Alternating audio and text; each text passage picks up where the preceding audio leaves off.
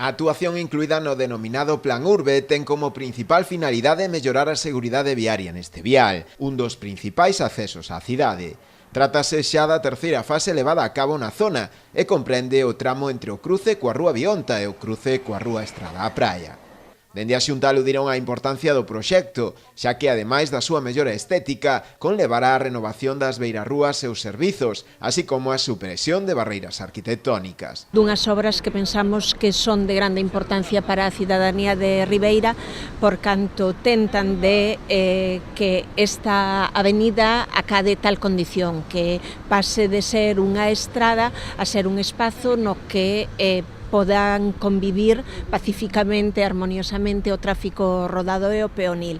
En ese senso é importantísimo as actuacións en materia de accesibilidade.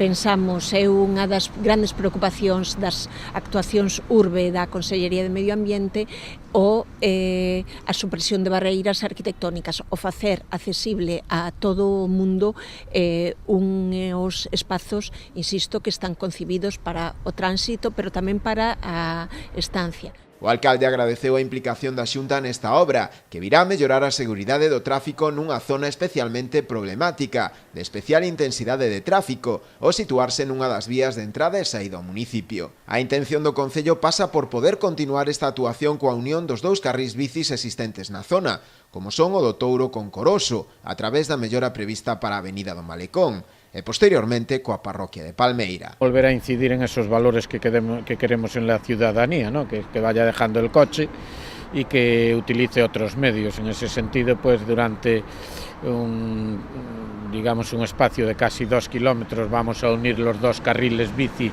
de lo que es el del Touro con este que tenemos aquí abajo de Coroso, y a nosotros nos gustaría pues que el siguiente paso pudiera ser unir ese carril bici con la parroquia de Palmeira. Hay algún tramo de dificultad, pero en general es una obra que es bastante factible y por lo tanto intentaremos que sea una de las prioridades. Si eso puede ser pues a través de colaboración con las administraciones, bien, si no seguramente va a ser unha obra que tengamos en mente de cara a los presupuestos del año 2018. A actuación cun orzamento de preto dos 200.000 euros estará rematada a finais deste mes de novembro, cumpríndose así os prazos previstos ao inicio das obras.